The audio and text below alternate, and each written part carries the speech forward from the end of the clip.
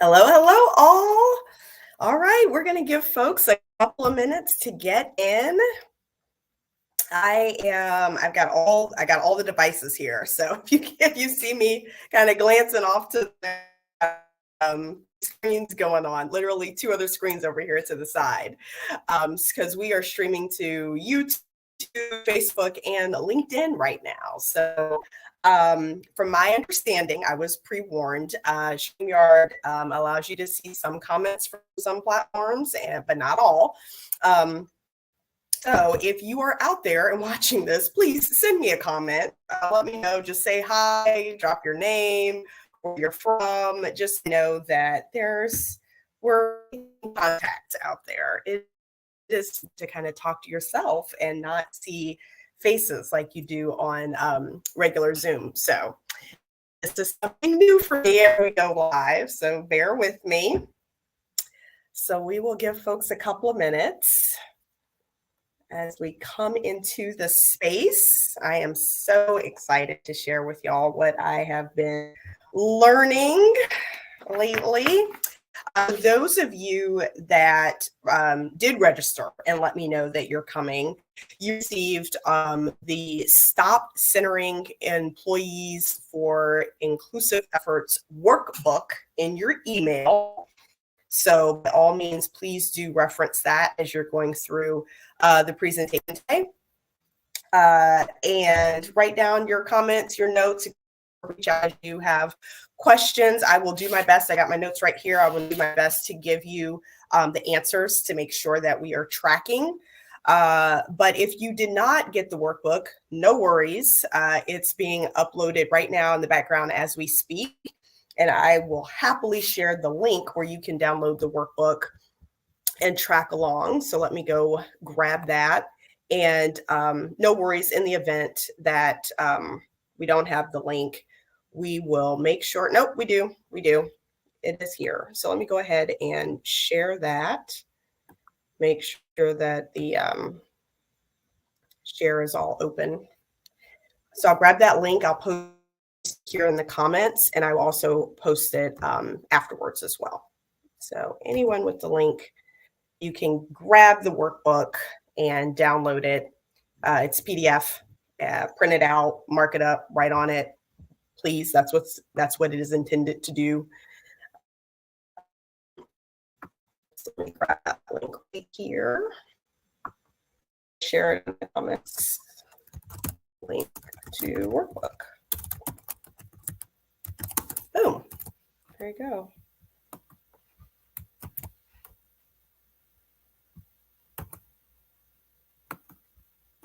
Maybe.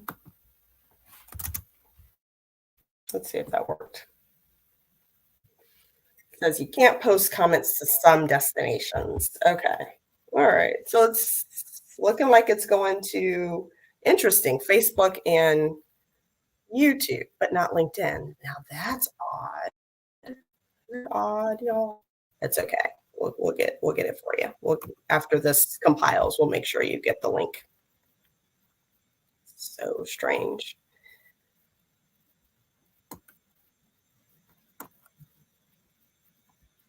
Let's try one more time, just in case. Nope, still to YouTube, still to Facebook. Okay, that's all right. My LinkedIn friends, don't worry. We will be sure to post that afterwards. All right. So let's see here. We're going to go ahead and jump in and get started because I am excited and we have a ton to share. So a few logistics and admin stuff here. Let me turn down the music. I got music pumping in the background. I don't think y'all can hear it because I haven't shared my screen yet. But it's just a little pump up music to get me started. So anyway, okay, so a few logistics. So one, grab the workbook. So if you're watching this on the replay, hit pause, go to the link, download the workbook so that way you can track along and follow along. Two, you want to make sure that you watch this to the end for those of you who are in HR or DE&I or any field where you need continuing education credits. I'm your person. This particular webinar is worth 1.5 CEUs. SHRM credit HRCI. So there is a cute little certificate. So if you need that certificate to proof that, yes, I have attended this approved activity and webinar, I have all that with the activity codes for both SHRM and HRCI on that certificate. So just email info@angels-speaking, ANGELSSPEAKING.com, angelspeaking.com, and we will get you your certificate. And I will put that in the comments as well. Make sure that you are all for your credit. Don't want to leave anybody without their appropriate and approved credit. All right. I think that is it. We can go ahead and get started. Let's dive in. So how this comes to be, if you are new to following me or new to the webinars, quarterly I compile, in between, I compile the HR trends from various different sources, online, newspapers, magazines, etc., and kind of bubble up to the top what the current HR trends are around, particularly employee engagement and employee retention. That's the focus. And quarterly, we'll hop on here and do a readout in terms of what those trends are, and more importantly, the solution to the challenges of what is going on in those spaces. And then in between there, there's plenty of opportunities to follow me with information, ebooks, et cetera, you name it, all the things that we can get going on employee retention and engagement. All right, so with that, let me check to make sure. All right, I think, all right, I got somebody who's like, oh, I need help. little technical admin stuff here. Oh, yes. All right. Make sure we are, I think I got the okay here. Let me make sure. Let me just triple check that we are streaming.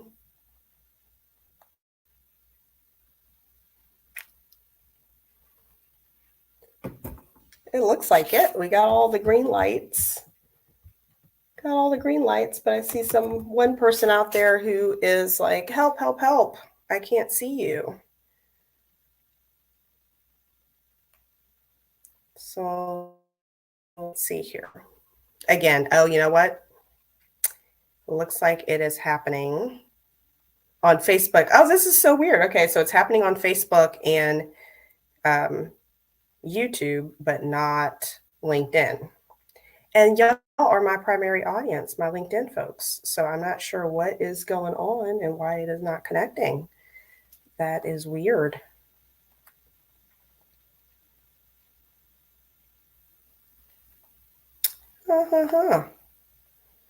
Well, technology, folks, I tell you.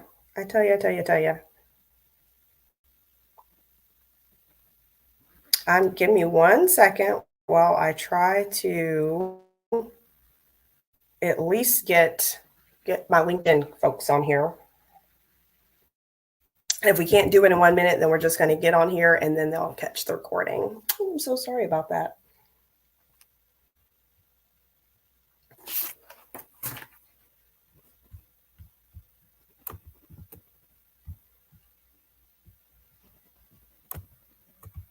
That is weird. Well, in the meantime,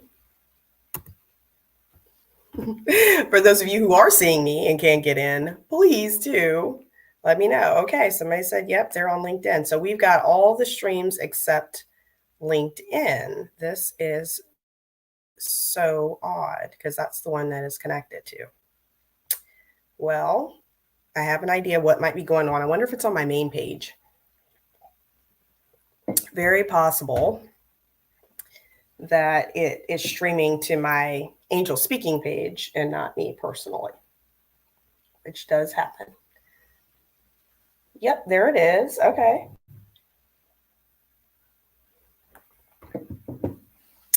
We see it, but it's not coming through. Oh, man. Yep, that's what we're happening. We've got everything except LinkedIn.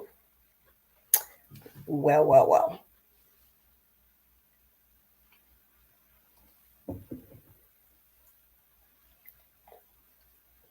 Oh, okay. So yep. All right. So we got some folks. Okay, now I'm seeing LinkedIn comments. Okay. Can you see me? Isn't that so strange how this is working? It's going to the one site. It's not going to the one site I need to go to. Had to go to my site and click in it. Okay, so interesting. Let's go ahead and all righty. Thank you, April. Appreciate it for the shout out. All right, yes. Okay. Looks like we're coming in. We've got a few folks. Yep. All right, comments are starting to come in. Okay, so we have connection.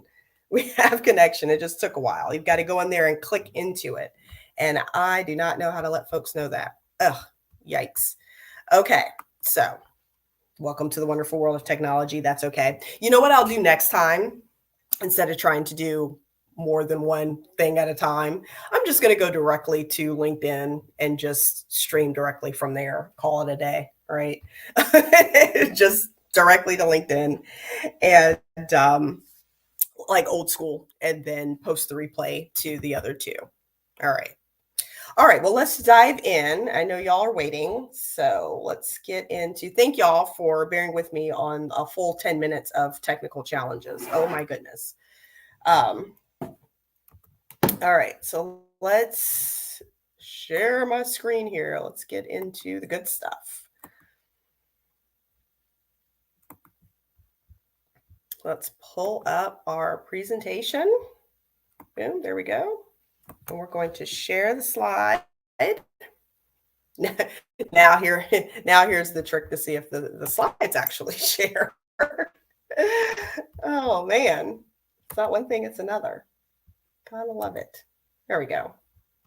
All right, looks like we're streaming to StreamYard, and awesome. Okay, so let's get into it. We are here talking about stop centering employees for inclusion efforts. And of course, you're thinking, well, that's counterintuitive, Angel. I'm not sure what you mean by that. Well, I will absolutely answer that question here for certain in Model 3.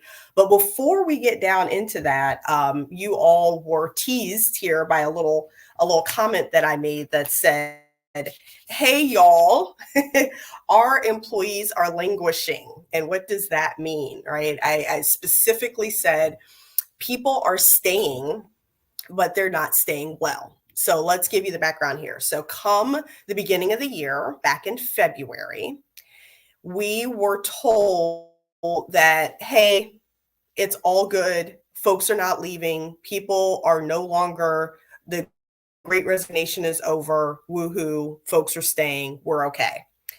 And I immediately thought to myself, yeah, folks are staying, but are they happy in the seats that they have chosen to stay in? And shortly thereafter, we got our answer. About a month later, we have another news article that came out that says, hey, yeah, they're staying, but they're not happy, right? They're languishing. And I love that.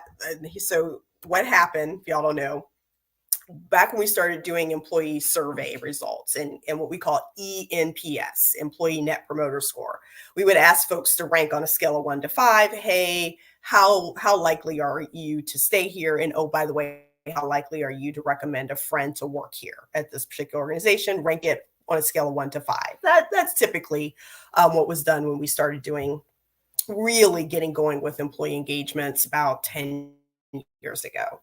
Well, enter 1 through 5 scale got really old and stale pretty quickly. And so then it just went to these little icons here, like happy face, smiley face, just click the button. Are you smiley face or are not? And so essentially, long story short, as of now, people are clicking that little purple guy right there in the middle where they're like, it's meh, it's average, right? Not terrible, but definitely not great. And that is exactly what the definition of the word languishing means. So when we talk about someone languishing in the workforce or languishing at work, it literally means they're not doing poor. So they're not quite a poor performer, but they're not doing their best. They're not as productive. They're not as engaged as they could be, as they maybe were before something happened. So they're just really quite there in the middle. They're just kind of hanging out. They're languishing. They're doing the work. They're showing up to the meetings. They're checking all the boxes. But the energy, the passion, the excitement, the creative juices flowing, the excitement to tackle a problem or to work on a particular project with someone, that is by and large missing from a lot of people in their careers and in their workspaces. And so that's what we're talking about here, is how do we deal with that? That's the culture, that's the environment in which majority of organizations are grappling with right now. Okay. So it's the 80-20 rule. Okay. So there's 20% of those that are doing phenomenal and great. Organizations are killing it. People are not experiencing this languishing. They're the little pink happy person. And then you've got 20% that are what we would consider and call toxic work environments. And it is extremely bad. And it's kind of like run. And then you've got the majority that's in the middle. Okay.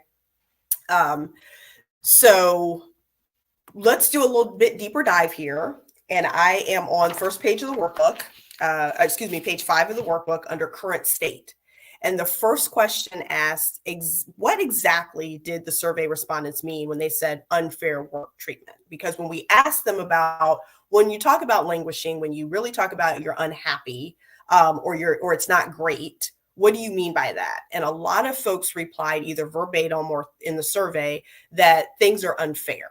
Okay, so there's 3 kind of root causes around languishing. And the first one that they talked about, so number 1 is inconsistent compensation. When they talked about being unfair, or what I call unequal treatment, the first thing that came about was unfair compensation. Well, how does that happen? Well, a couple of things.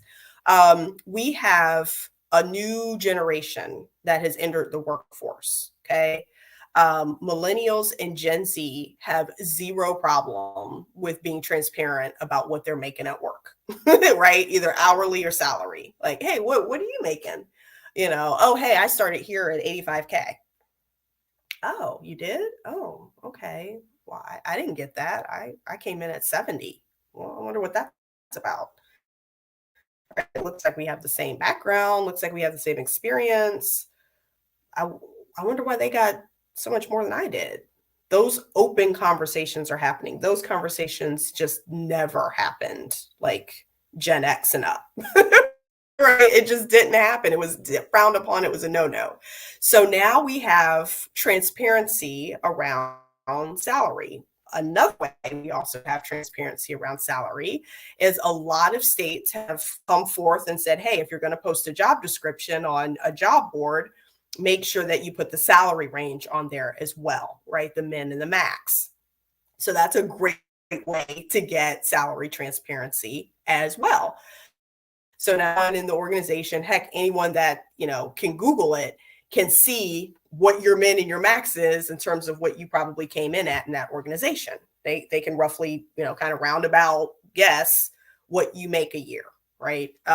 So we now have completely transparent compensation around many, many folks, and the water cooler talk or people are talking. And so now when you hear that someone else is making more than you for around the same job that you feel that you're doing as they are, now you're in your feelings, right? You've got some questions about leadership, about your value, et cetera, which will then lead to, again, languishing. The second is lack of support and sponsorship. So I put the word sponsorship there. They actually said lack of support. We're going to get to that in module 3 about specifically what sponsorship is and what it looks like and how it shows up in the organization. And then you'll quickly see, okay, this is how it's not showing up in our organization. so folks don't feel supported. And then lastly, unreasonable workload. Well, I think we've all heard the phrase, let's do more with less. That means that you're going to have more work and less people to do the work. Okay, so how does this look? What does this look like? Well, a ton of tech organizations, the tech industry by and large was hit extremely hard at the end of 2022 and into 2023, and in fact, a lot of other industries trailed behind as well, with a ton of layoffs. Unfortunately, workload, the work that happened in those teams, if it was a team of 5 and 2 people got laid off, 3 people are left to do the work. The work did not get reduced. If anything, the work might have actually increased. So now I have less people to do a ton of work. Okay. So that obviously is going to lead to folks thinking this is unfair. This isn't right. How are they expecting us to hit the numbers, hit the quota, hit the sales targets, keep all the tickets down, hit whatever metric it is that the team needs to meet when you quite literally have less bodies and less minds completing the work and tackling the challenges? Okay. So now you've got extra stress, extra pressure to meet deadlines, to hit the targets, and again, all leading to folks languishing, doing just enough to get by. Okay. The other root cause around why people are languishing and they're staying, but they're not happy, is inflation, right? Just the sheer cost of eggs, milk, going to the grocery store, right? Like 2, 3 years ago, the same exact amount of food that you purchased can now in some areas literally be 50% more, 100% more, right? That price tag at Whole Foods went from 150 to 200 to 225 right before your very eyes. Okay. So with that, most people aren't going to make a move in that case. Like, why on earth would you risk going out into a risky job market? And you know that you had the cost of living is skyrocketing. Okay? Rents in certain areas, especially where we are here in the Midwest, is just astronomical.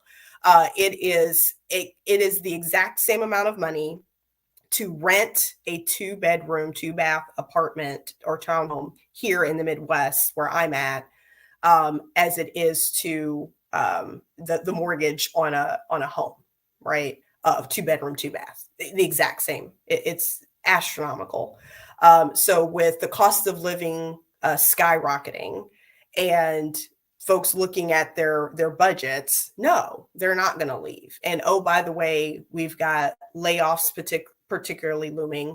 The economy, we have a huge election coming up this fall, that's going to have huge implications to people. There's just a lot going on, and it all equals to uncertainty, which translate into money woes or concerns. And if you don't have the woes or concerns yet, you are by and large, if you're looking around and you kind of figure out what's going on, you're absolutely going to hang tight on where you're at and the money that's coming in, right? So extraordinary expenses, luxury expenses and purchases, big, huge trips.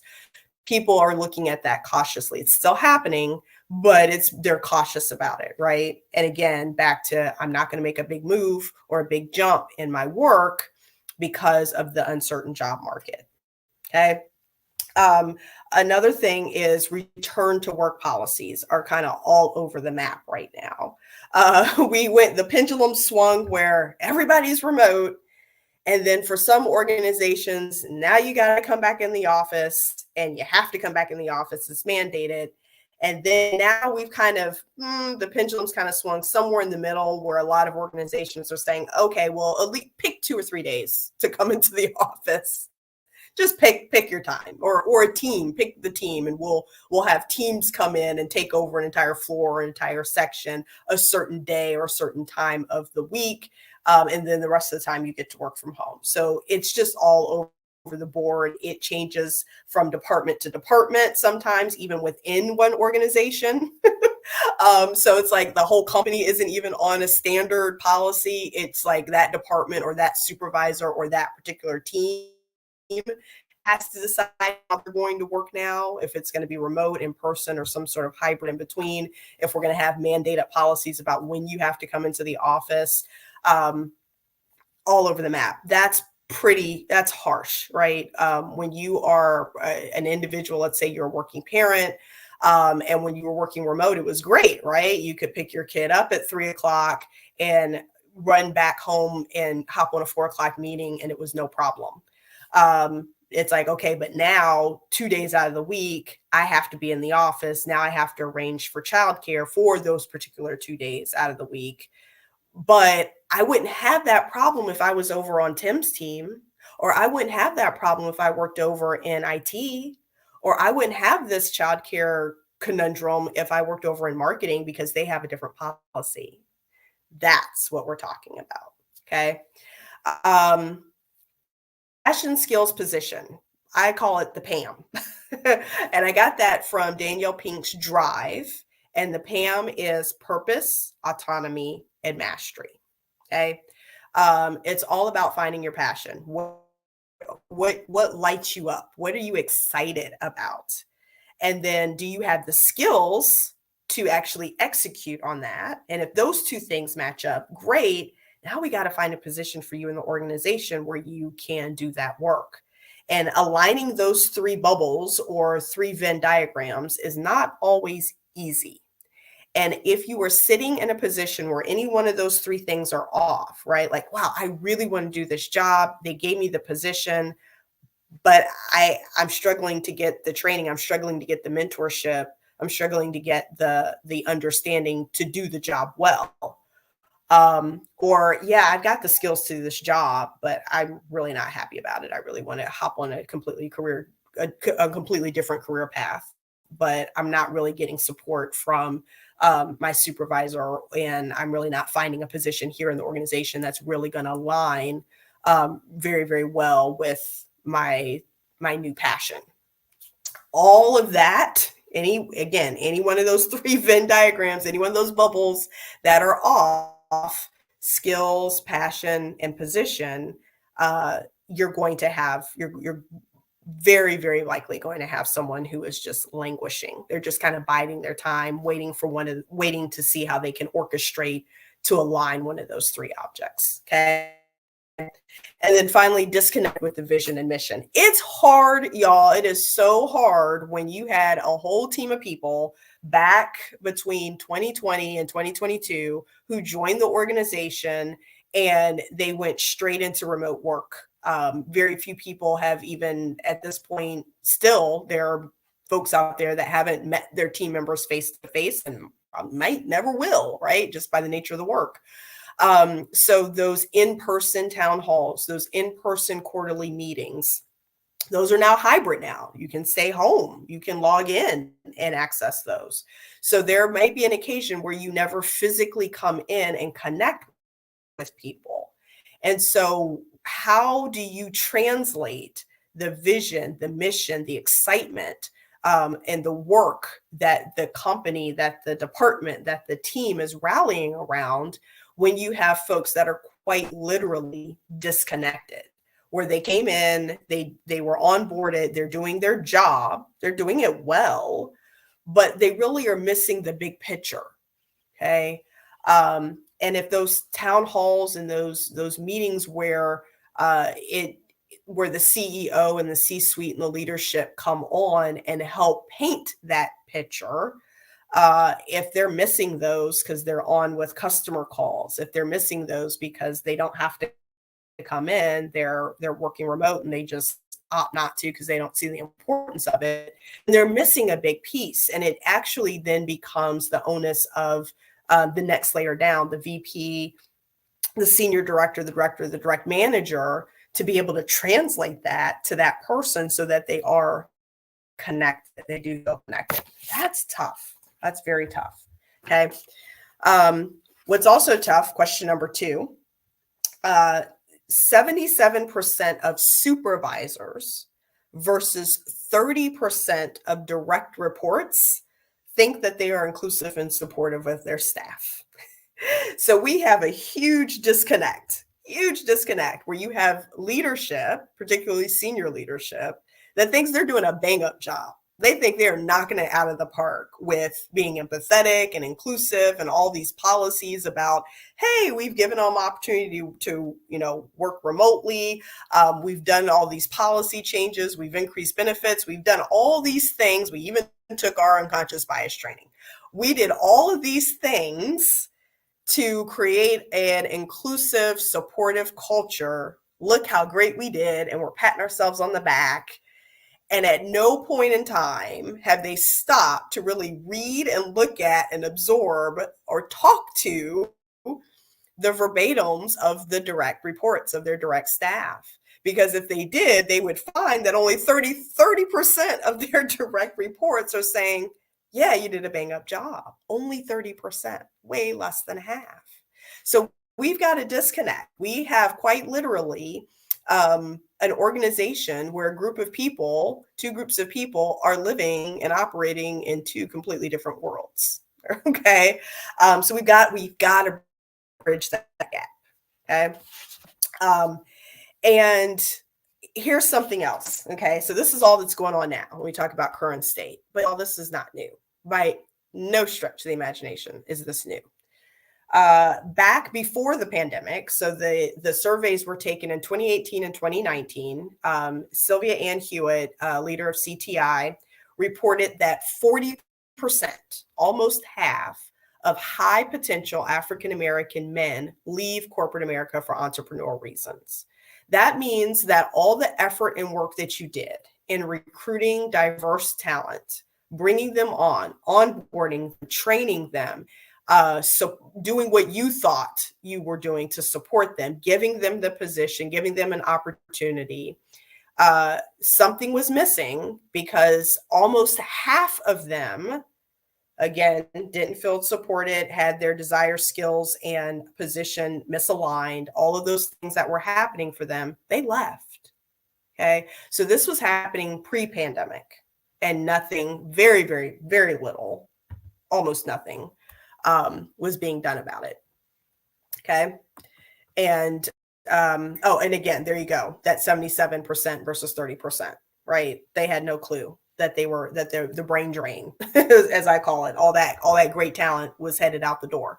77% was thinking we're good. Okay. Okay. So long story short, in short, you've got the economy, you have layoffs galore that might still be happening. Everybody's kind of on pause right now to see how the election goes, but they have been happening for the last couple of years. You have folks that are overworked. You have male versus female, so tons of gender related issues. We'll just put gender related topics and concerns in a category all of its own. All of this is going on. All this is simmering and stirring in every organization, every workforce, every department, every team. Okay. Here in North America. Okay, we'll say, because that's where all this data is coming from between Canada and the US. So all of this is going on and simmering. And again, don't forget 80-20 rule. 20% are managing all of this pretty well. 20% are doing extremely poorly, to the point where it is detrimental to someone's mental and physical health to work there. And then you got 80% in the middle that's just grappling with all of this. Some days it's good and some days it's bad. So that's the current state. That's what we're dealing with right now. Okay. All right. And then let's not forget that when all this was going on, again, a couple of years ago, we envisioned a time where work was going to be like this, where we were going to be working remotely, work from anywhere, being on a beach somewhere, me in Jamaica. This is why this is particularly here right now. A woman on the beach, working anywhere and having a lovely time. And what we honestly have are, in this quite literally, this was me just a couple of days ago with the two kids in the back doing a pillow fight. That literally actually happened to me last week. No joke. Just had to close the door and keep going on the meeting.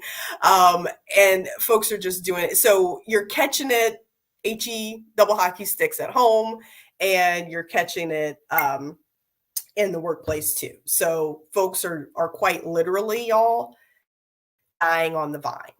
Okay, so I've hammered that home enough. Where can we go from here? What's the opposite look like? So let me pause, and I want to paint a picture of what this can really be.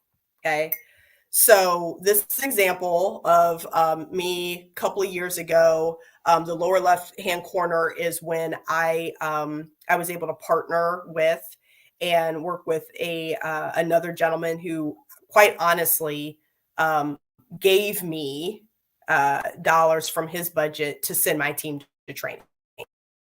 Okay, I didn't have training from my team. We desperately needed it in order to make the shift and the transformation that we were seeking. And we all hopped down to Atlanta based on his kindness and generosity, and went for a full week training, right? Took them out of the field. And we all went down there and training. And this is some of the other folks that we met while we were down there. So again, trying to align the people's passion. They really were excited about the roles and the transformation where we were headed. We put them in the position, but immediately we realized we're going to have to upskill these folks. So let's invest in our people to make sure that, again, we have those three Venn diagrams in harmony. That's okay. Another one, I love that picture because it's a very multicultural team, right? Folks from all over. We had folks, flying in from Singapore, India, all across the US, Canada, flying into North Carolina and I got to be a part of this very multicultural, very dynamic team with folks with skill sets from all over, all coming together again to prepare to, face the challenges and head on with the organization that we had at the time. So I love that the synergy and the opportunities of some really great, positive, energetic folks that really to roll up their sleeves and do the hard work. So I love that. Being a part of that just really energizes someone, right? And then lastly, you get some what you would call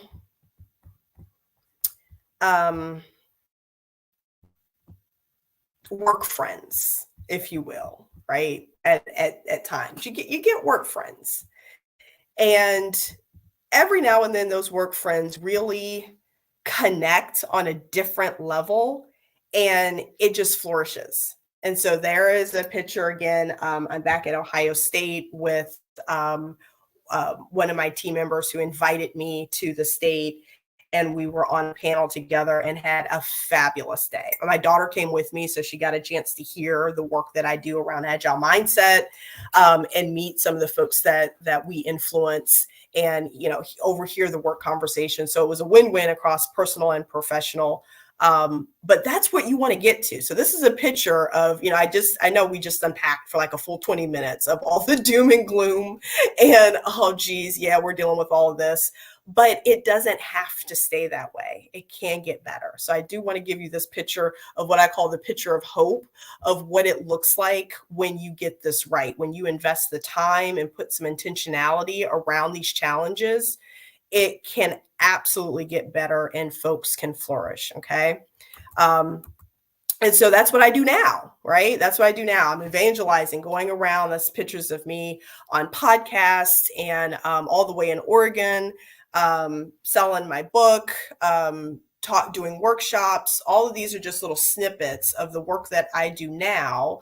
Not just myself. I have coaches on the team as well, and professional speakers, consultants, where we're going around and evangelizing the agile mindset. We're helping folks transform from dying on the vine and their team languishing to giving organizations the actionable, practical skills and techniques that they need to employ in order to get to that visionary state of a happy, diverse team that feels included and belonged and rolling up their sleeves and doing hard work together, but enjoying it. Okay.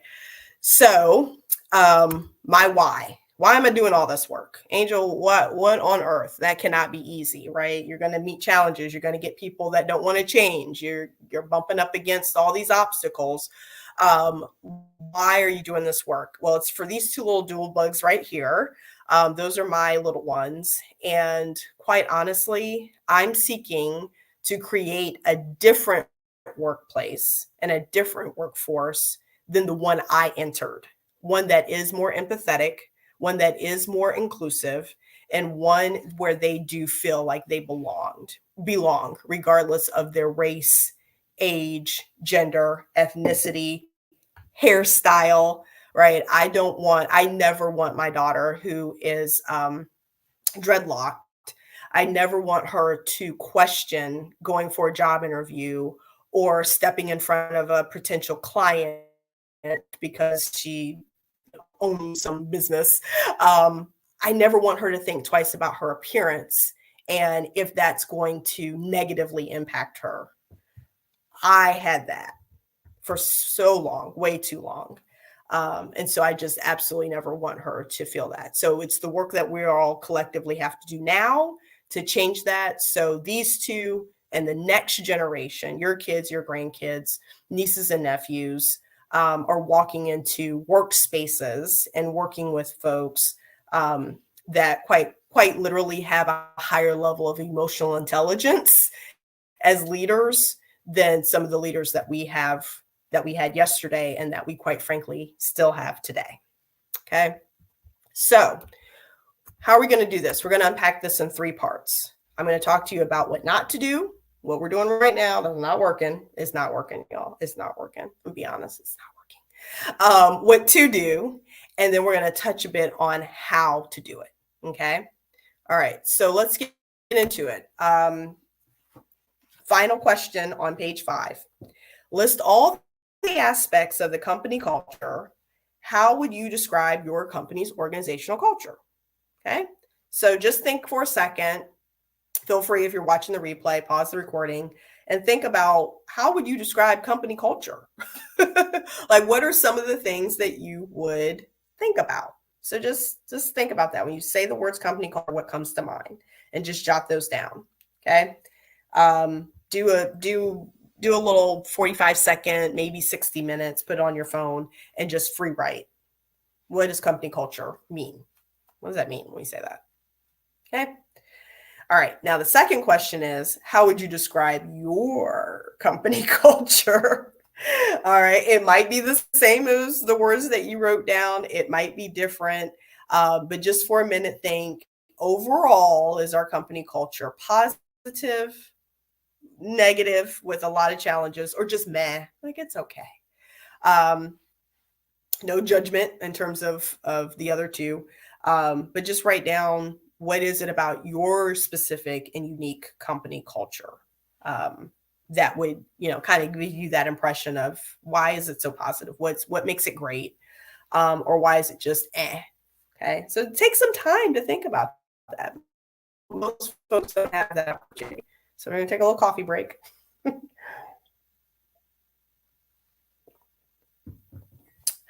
And then I will, again, I hope you pause this because I don't want you to cheat. What I wrote down when I thought of company culture, I wrote down verbal communication, formal and informal.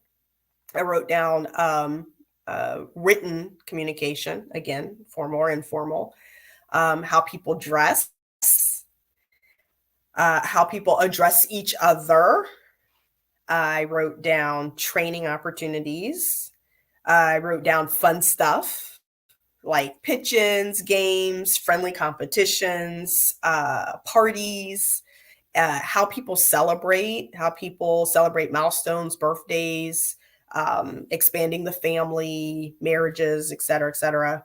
I wrote down onboarding, right? How are people onboarded into the organization? How are people onboarded into the department, onto the team? How does that happen? Is it sink or swim, or is it a very planful, intentional process that's kind of mapped out for them? Do they get extra opportunities, right? Are there opportunities for them to join special leadership groups? Are there employee resource groups in your organization? Are they funded? How are the leaders of those organizations selected? Is it a popularity contest? Is Does it look at it like, oh, this is extra work, right? How are those groups and the leaders of those groups perceived? Committees, special committees, right? We have Black History Month committee, women's committee, pride committees. We've got nonprofit committees. There committees galore, right? Again, same point. Are people excited to be on those committees? Are they, somebody touch them on their shoulder and they're voluntold to be on those committees? How does that work? What are some of the extra opportunities that are not quite part of their job description, that they get to be a part of? And is that something that's fun and looked at as good, or is it negative and just one more thing that they have to do? Okay. All of that, the communication, how you dress, remote work, training opportunities, fun stuff, all of that encompassing really speaks to how people feel like they belong in the organization. Is there a place for them where they feel like they can fit in and belong? But essentially, at the end of the day, when we talk about company culture, we're really talking about the soul of the company, right? The heartbeat of the company. I really truly believe that a company is based on its people. Okay, not the widgets that it produces, not the products that it sells, not the services that it offers. It's the people that will make that organization. It's the soul and the heartbeat, right? And it's absolutely time for us to do a check in on our people. So let's talk about what's been done so far. Okay, well, a lot. I'm not trying to bash anybody here, but I get it. These are low-hanging fruit, easy, quick wins. If you have an employee satisfaction score where overall employees are saying that they're unhappy, the verbatims are horrible, you're really struggling, what do you as a small HR or DEI department do with that? Right? That's overwhelming. It feels like you got in the role and like a tsunami is hitting you. Or you do this check-in, you do these surveys quarterly, monthly, God forbid if it's annual. But you do these surveys, you get the information back, and it's not positive. What are we going to do about it? Well, the first thing, and this, by the way, is page 7 of your workbook. The 4 most common things that people do, number 1, is they go to the environment. Again, it's low-hanging fruit, right? They'll think, let's make the environment more appealing to where people will want to work, or when they walk into the door, it's upbeat. So we're going to change the paint. We're going to rip out the carpet. We're going to revamp the bathrooms. We're going to get comfy cozy chairs and beanbag sofas and all the, glass. And we're going to move people out of cubes and offices, and we're going to put them into an open workspace where they can pick where they want to work. And plug in and have groups or have some enclave alone time. And we're just going to revamp the entire physical layout of the floor and make it look cool and modern and refreshed. And in and of itself, there's nothing wrong with that. By all means, go to it, have at it, let your little creative hearts design out.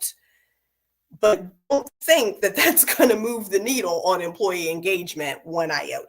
Okay.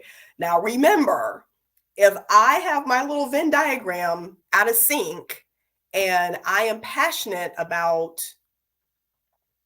IT, but I'm over in marketing and I can't figure out a way of how to navigate my way from one department to the other, how exactly is a beanbag chair going to help me?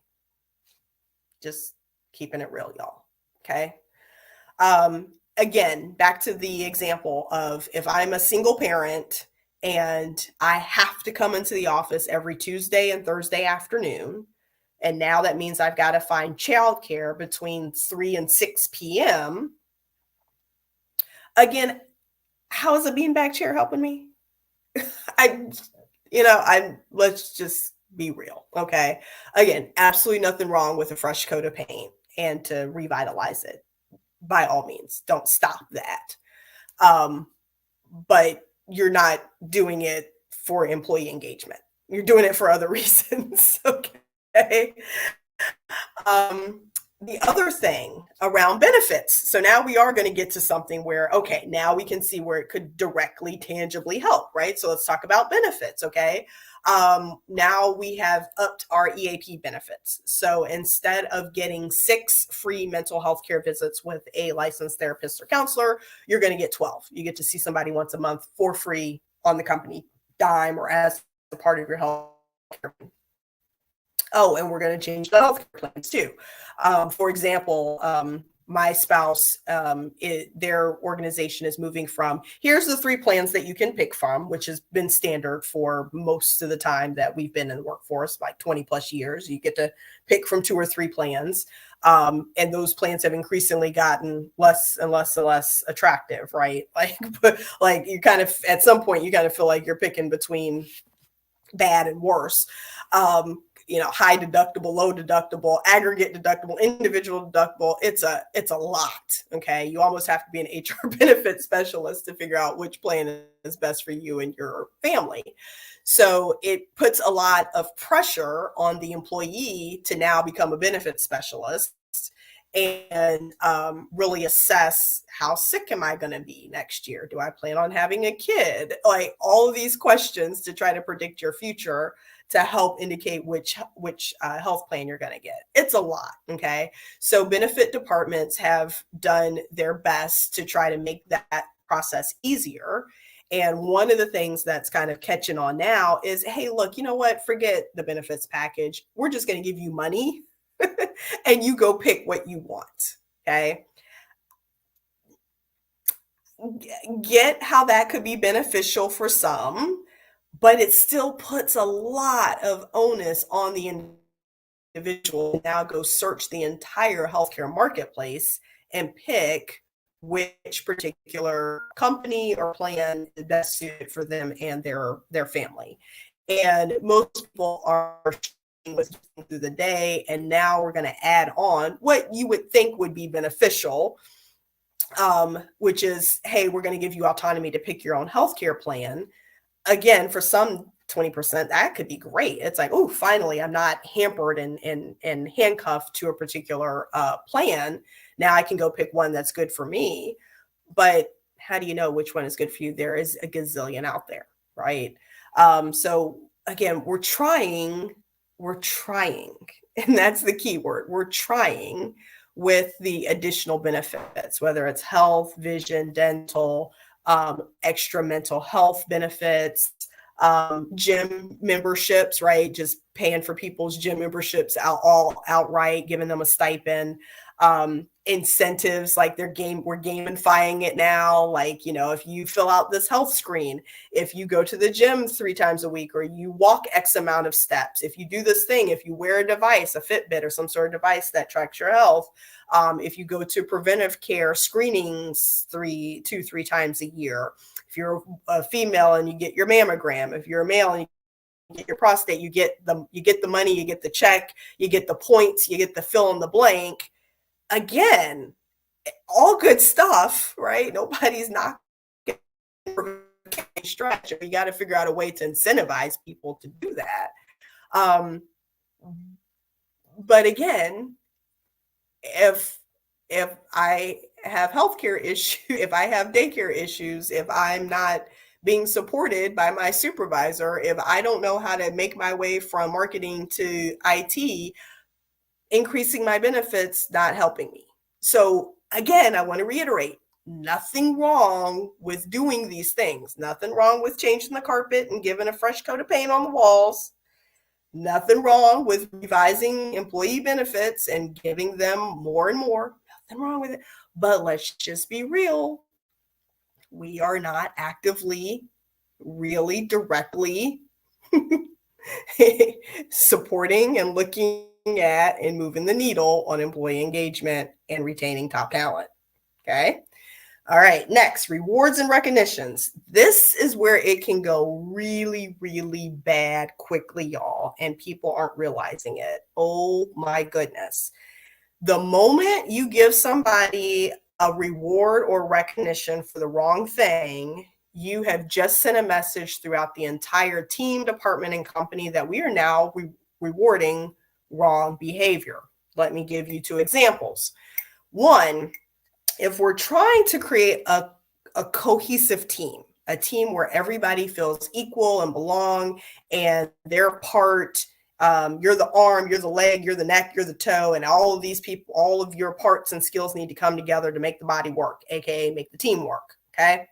If that's really what we're trying to do, then I'm not sure how it benefits us at the end of the year giving somebody an extra $2,500 bonus, Starbucks gift cards along the way, a big fancy dinner, a plaque, whatever the case may be, and reward their one particular behavior. Okay. And it's really bad when you're rewarding the person who caused the problem to begin with. Here's an example. You're in IT. You're working on a huge system upgrade. It's due May 13th, right? The deadline is looming. You've got one particular individual, we'll call him, I don't know, what's an innocuous name? Matt, okay? No offense to any Matts out there. Matt is the one that's dragging the team down. He's always delayed, not checking his code in on time. When he does check it in, it's buggy. It's always causing additional testing time. Matt has just been a real stickler and a real pain in everybody's patoot on this whole team, right up until all of a sudden it's now, let's say, April 30th. And now there's a huge issue. I mean, a huge technical issue that could derail the entire project. Not that I'm speaking from experience or anything, y'all. And Matt comes in and works literally nights and weekends, and he saves the day. He fixes the technical issue. We now can go live. Testing can resume. The customer's happy. We're going to hit the milestone. Hooray. Everybody is excited. Okay.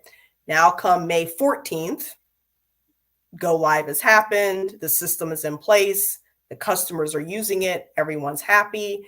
And then out of the blue, the SVP of IT comes and awards Matt with Hero of the Month award. Right, I'm making that up, but I can't say the real world name because they'll give it away. Yeah, Matt gets the Hero Award after he's been a pain in the patookus for the last 6 to 9 months for this team, because he very well, we suspect, may have been the reason why we had the problem to begin with, but because he took it on the chin and for 2 weeks straight worked nights and weekends and fixed the issue, now he's the hero. Okay. Second example, we have a senior director who is, let's say he's male. No, let's not pick up. Let's say female. Her name's Sally. And Sally is known for bringing women onto her team and helping them grow and accelerate into flourishing into senior leaders in the company. That's what she's known for. She's been with the organization for decades, and she's known for growing women leaders. Everybody loves Sally, except minority females, those that are Latina, African American. When they come onto her team, there's always a problem. They never quite make it.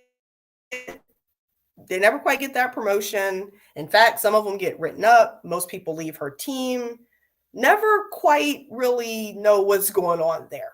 Nobody's asking questions. Nobody's looking at it. But guaranteed, those women of color who were on Sally's team, they've all figured out what went on there. But because Sally has done such a great job at promoting women. Now Sally's getting the CEO of the Year award and a big, fancy, expensive, all paid trip to Jamaica or the Bahamas because she's so great at growing female leaders. She's such an inclusive person. She's such an empathetic leader. And you've got a marginalized group of people over there coughing and rolling their eyes and losing their cookies because that is the complete opposite experience of what they've had of Sally. How do you think those folks are feeling? Right? Languishing at best, ticked off, and some might become vocal about it. And what egg on the face do we have when we have just now celebrated and rewarded someone at the top level for behavior that they are not exhibiting across the board? We got to do our research. We got to be careful about these rewards and recognitions. They can quite quickly backfire. Okay.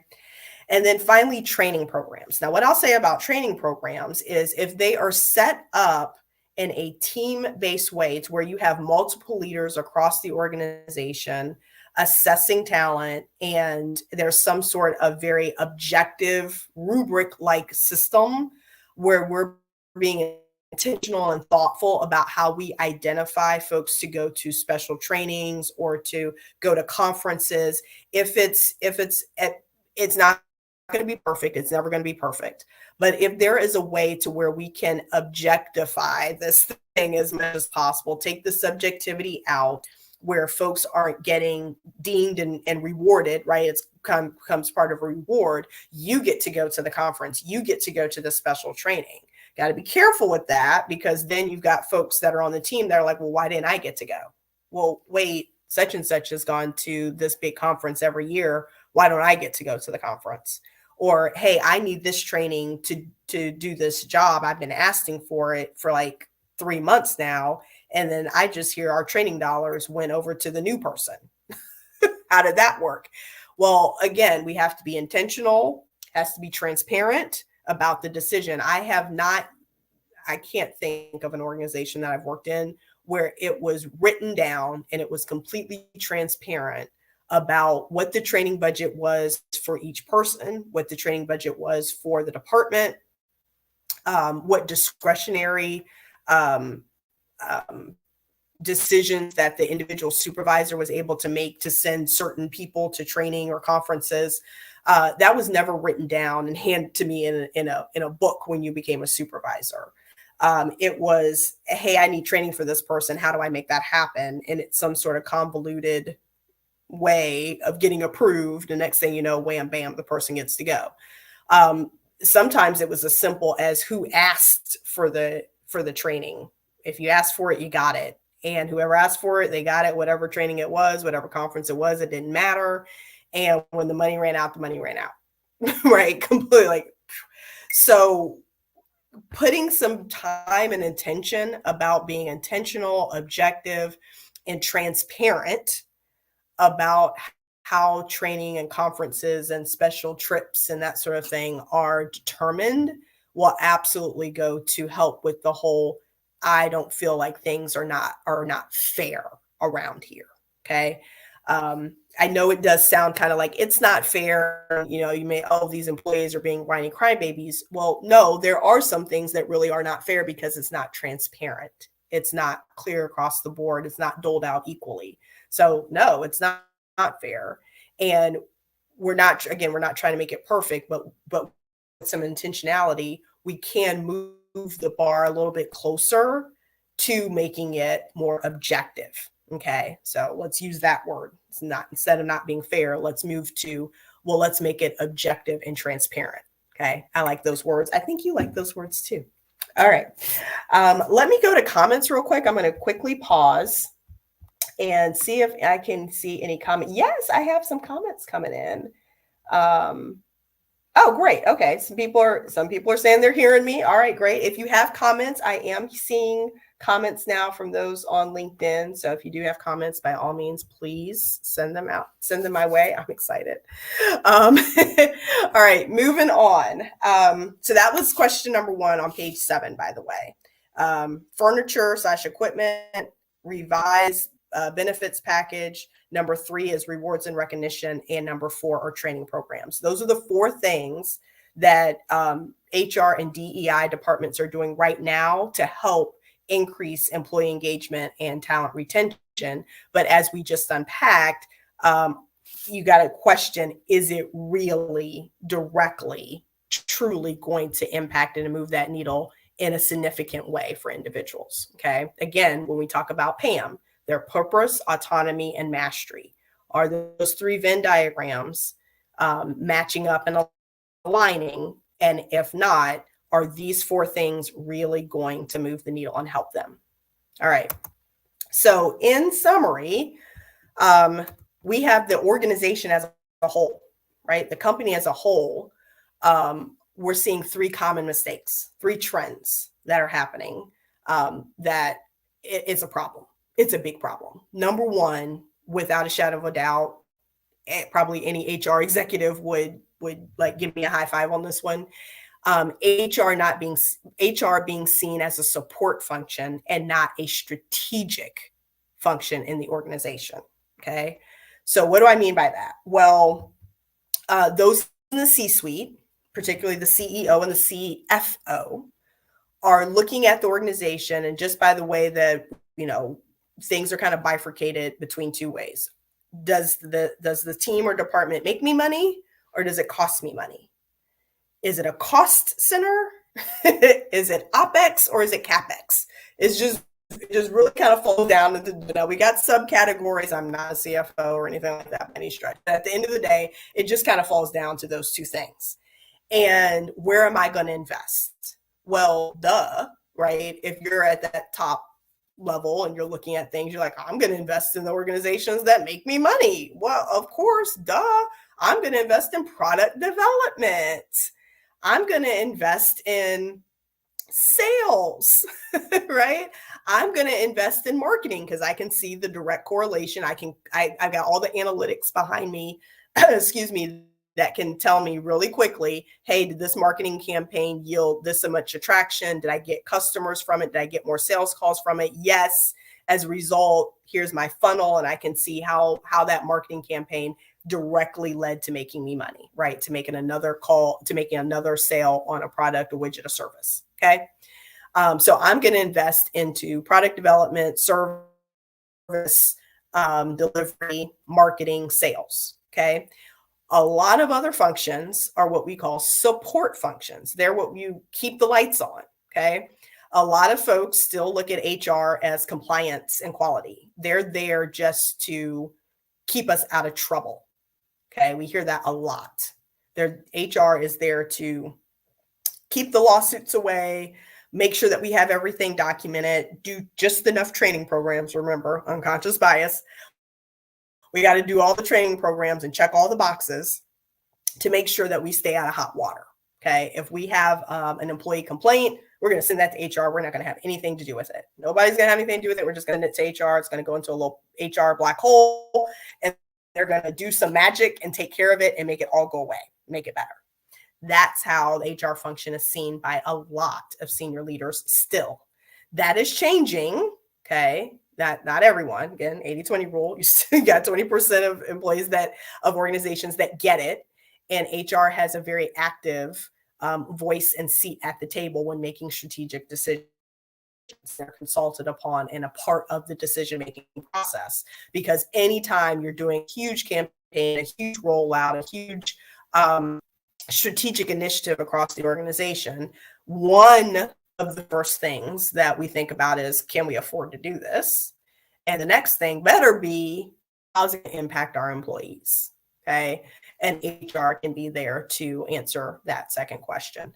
So HR being seen as a strategic function, support function, is huge. The second mistake that organizations make overall is they're promoting on technical competency versus people competency. What do I mean by that? Well, If I am a project manager and I'm really good at managing projects, okay, I'm really good at whipping out the Excel spreadsheet or whipping out Microsoft Project and aligning everything with the tasks, the resources, the dates. I can do all kinds of magic with charts and graphs and reports and do what if scenarios. And I'm just a whiz at being a project manager, to the point where I'm now teaching other project managers, right? So now I'm the go-to person, and anybody thinks project management in the organization, boom, they're going to think of me because I'm that good. Okay. I'm at all the conferences. I'm doing all the speaking. I am technically competent at my craft, right? I have amassed and grown into being a senior portfolio manager, right? The grand poobah of project management in my organization. And now I'm ready for promotion. Where are they going to put me? Most organizations have nowhere else for me to go but to become a manager. Well, we'll make you the manager of the project management office. We'll just have you manage other project managers. Okay. Well, at that moment that I get promoted from being technically competent and doggone near superior and expert in my field to now managing people, I have just shifted and I am in a whole new land. I'm in a completely new category of skills and expertise that are needed. So no longer do I need to be in the spreadsheet and in the graph and in the chart and making the reports. My team's doing that. I now need to be supporting them. I now need to be finding out about their Venn diagrams, each one of those people's Venn diagrams. Are they passionate about project management? Is this where they want to be? Or are they languishing? Are they just checking a box? Do they absolutely hate the work and they're gnawing to get out? Do they have the skills that they need? Does somebody need to go to training? Does somebody need to be mentored? Are they in the right position? Right?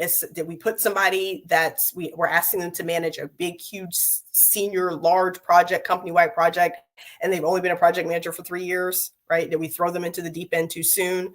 I now have to start assessing those things.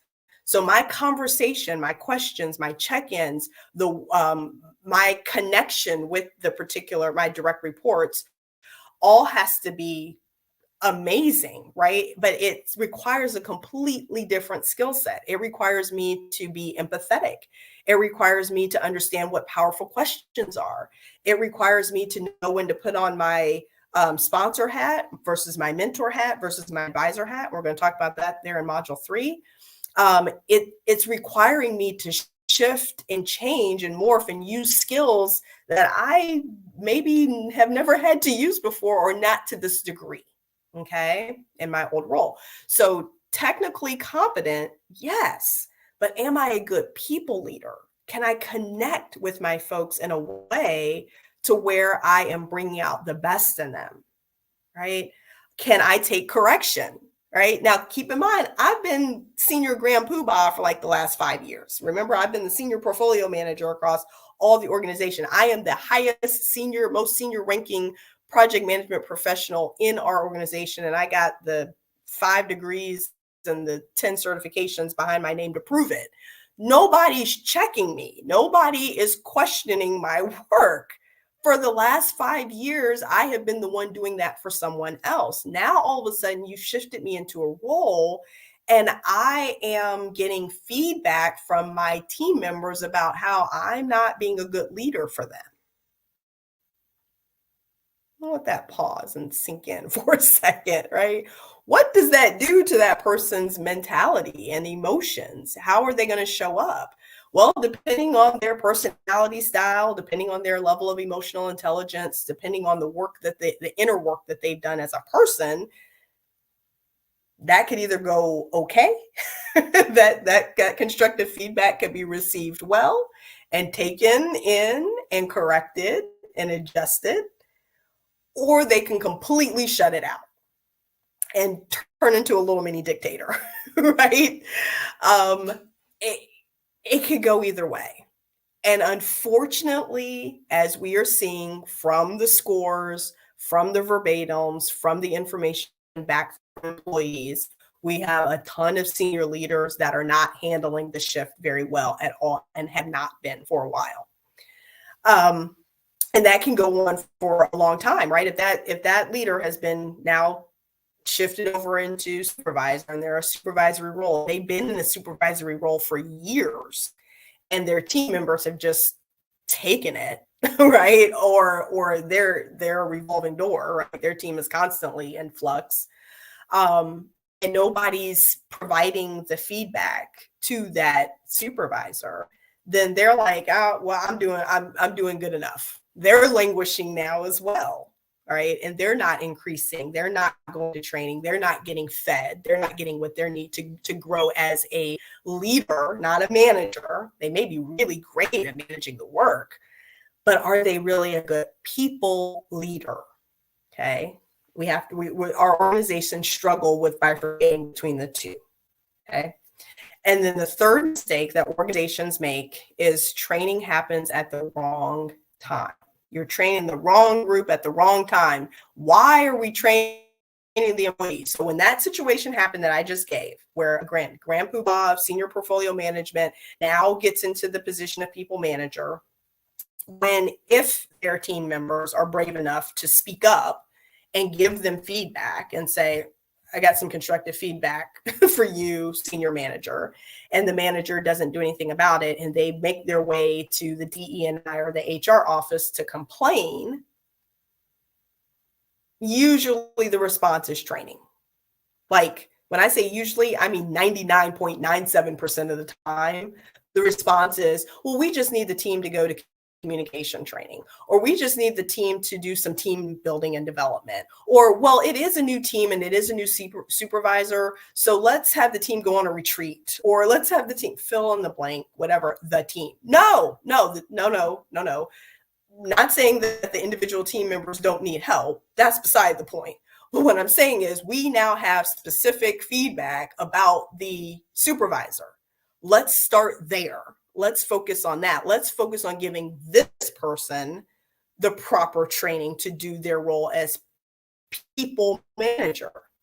And by the way, why are we waiting until there's a problem to train this person? Why aren't we proactively, the moment it is baked in and built in, the moment a supervisor is deemed people manager, you are now a supervisor of people. You are now responsible for somebody else's career development, career plan, promotion, hiring, termination, all of that. You're responsible for giving that person feedback, making assignments on what work, who's doing what work, balancing the workload, submitting timesheets, managing the budget.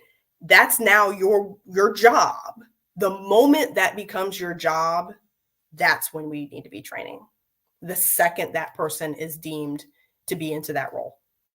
Not a moment before and not a moment after. Angel, why do you say that?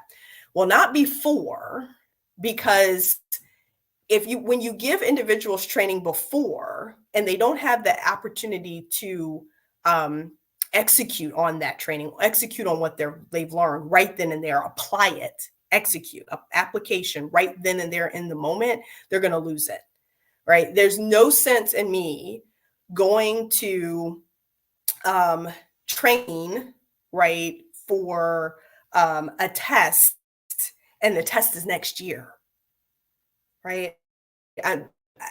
Like that I need to plan it and time it right as I'm getting closer. A year in advance is too much. The stuff that I learned in the beginning, I'm going to forget, right? So it's got to be a right timing thing. Okay.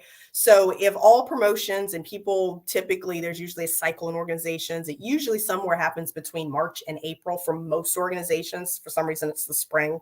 I don't know why. Your organization may be on a different time frame, but somewhere between March and April is usually when promotions and bonuses and blah, blah, blah is doled out, right? Okay, so if that's the case, and we know that we've deemed, you know what, Sally is going to move from senior portfolio manager to people manager, and we're going to make that effective in April. Okay, let's have a conversation training we can get her in March. Into April. Why? Because the moment you tap on Sally's shoulder and say, hey, you're about to get a promotion, you're about to get it, her brain has just activated. It's just turned on. It's like, oh, I got to get ready. I got to get prepared. I want to do a good job. So let me get at, okay, let's get you into training, right? Helping you assess your emotional intelligence, your personality style, how you manage people, what you think about in terms of different identities, and how you manage across different identities in terms of gender, race, ethnicity, etc. Right? Let's get you that training, that assessment, that information, so that now we can cultivate and create a plan and a path so that you are hitting the ground running with all the new necessary skills that you have to now come up upon, because you're about to inherit a team of people, right? Okay. So we're training employees. We need to train the supervisor, and we need to do it at just the right time, at the moment that they're tapped on the shoulder and going into the role. And then in the first, 90 to 100 day role, that they have support so that they are setting inclusive agendas, so that they're preparing to have call talks should they need to. And most often when you're in a team, that is the case. Always have to have a performance one. Let's get you trained on having that right now, so that when you go into that conversation, the very first one off the gate, you don't stumble and fall and end up tripping and putting somebody into the languishing category or an HR complaint. Okay. All right. We've drained that enough. Those are three common mistakes you see all the time, right? Don't feel bad to yourself up on that case. It happens all the time. Why does it happen? Well, let's be honest. Let's be completely transparent and honest. The majority, again, not all organizations, but the majority of organizations that are in tech, healthcare, pharma, athletics, financial services, they typically have this top-down situation going on when it comes to identity in their organizations. So at the top, the C-suite and the senior executive leaders, so think VP to senior director, that space, they're typically made up of white men. And to be specific, heterosexual, Christian or Catholic, middle-aged, Caucasian male. That's the demographic at that level, by and large, right? When we just look at the survey respondents and the data and the demographics of organizations from those 5 industries, that's typically what we see. There are absolutely exceptions to that rule, but that's typically how it goes. Now, in the last 4 years, post George Floyd, post pandemic, post a lot of civil unrest, we have a lot of organizations that were specific and intentional about bringing in more diverse talent. Unfortunately, that did not happen at all areas of the organization. And most of the diverse talent that was brought in the last 4 years has been at the individual contributor level. So the associate level. Okay. So you've got this top down approach, you've got this bottom level of the organization, the analyst, the associate, the entry level marketer, those that just came out of school, that level that are in their first 5 years, let's say, of experience in the workforce. That level, pretty diverse. We're making strides there for sure, right? The needle is moving significantly in that space in terms of diversity identities. It was not moving at the top, and so you now have this very differentiated around identities in the workforce. And it's kind of a pyramid because you've got more individual contributors than you do C-suite levels. Okay. Not time to unpack all of that. But that, again, current state, that's where we're at. And so, again, reality is you don't see supervisors. You don't see folks that look like this lady right here. Female, younger, African-American or Latina. So younger, think millennial, maybe younger. Yeah, millennial. And from a diverse background, race or ethnicity. It's just as common. to see senior level supervisor that looks like this lady. It's just more common to see a white male middle-aged supervisor. Okay. Why is that important, Angel? Well, here's the deal. Okay. And again, I'm being brutally honest.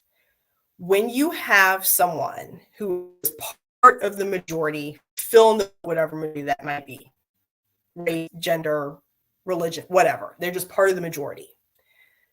They don't have to think. There's just some things they don't have to think about. I'll give you an example. I'm right-handed. Just never have to think. And both of my kids as well. So I just never have to think about going to the store and looking for lefty scissors. It's just something I just don't even have to consider or think about. If I am a middle-aged white male and I'm in a room with majority middle-aged white men, it just never has to enter my mind about, am I talking over this person? Am I making this person feel a certain way? Do I want to make sure that I'm getting this other person's viewpoint and that they don't feel intimidated? I want to make sure that I'm being inclusive and thoughtful. I want to make sure that I'm not mansplaining. I want to I just don't have to think about those things because I'm not in a room with anybody who would make me think about those things. Okay. But when you have folks that are from underrepresented populations, they're thinking about that stuff all the time. So when they do get into those senior leadership positions, when they do get into the room where we call them they're the only, they are very much, not everybody, but they've been conditioned to be very much mindful of how they speak and how they come across, and are they being inclusive? And so we see reports. This is just data that you can all research, right? This is not my personal opinion. We can just see in reports where overall, for example, women are being reported as being more inclusive, empathetic leaders than their male counterparts. Okay. And I'm just I'm the messenger that's just explaining to you how that happens. Okay. So we're taking the data and the research and the survey responses, and we're now interpreting those. I'm helping you to interpret what that means and how that happens. Okay. So we're not going to all of a sudden overnight snap our fingers and have the majority of our leadership be from underrepresented population, whatever that may be, whether it's gender, ethnicity, race, etc. Okay. That's not going to happen tomorrow. So we need to help these individuals here. We need to give them support, training, education, right? On how to show up as being more empathetic, inclusive leaders so that we can increase our employee engagement and retain our top diverse talent. That's the goal here. Okay. All right. Why is this important? Okay. Let me make sure. By the way, let me go back to page 7. We're at number 3, but to answer number 2, the one correct time to train people managers and supervisors is at the time that they become a people manager or supervisor. That's the answer for number 2. We're now on page 7 at number 3. Why are emotionally intelligent managers critical to all aspects of the employee experience for attracting and retaining top talent? We're trying to increase their emotional intelligence, right? Why are emotionally intelligent managers important? Because it's going to help create that culture. Remember the soul of the organization, and we trace back what soul of the organization means. It means that people, everyone, even those from underrepresented populations, feel like they have a spot, feel like they belong. Well, let's trace that back. How do you feel like you have a spot? How do you feel like you belong? All 3 of your Venn diagram, your 3 circles in your Venn diagram are overlapping. You have the desire and the passion for the work that you're doing. You've been given the skill set. You've been given the support, and you're in the right position. Now, how do we make sure all 3 of those things happen for everybody? We have to have supervisors that are asking those questions. We have to have supervisors that are thoughtful about not just focusing on the task and not just focusing on hitting the metrics and the numbers and making the money and blah, blah, blah, blah, blah, and getting reports out. That's all still important. That still needs to happen. But in addition to that work, we need to have supervisors that are connecting in with their people to find out if they have PAM, if they have purpose, autonomy, and mastery. And if they don't, we need to create a plan for them to do so. We need to have supervisors care enough so that they can do that, co-create that plan with the individual. Okay. All right. So hopefully that answers. Hopefully you're with me. Hopefully you're with me. Okay.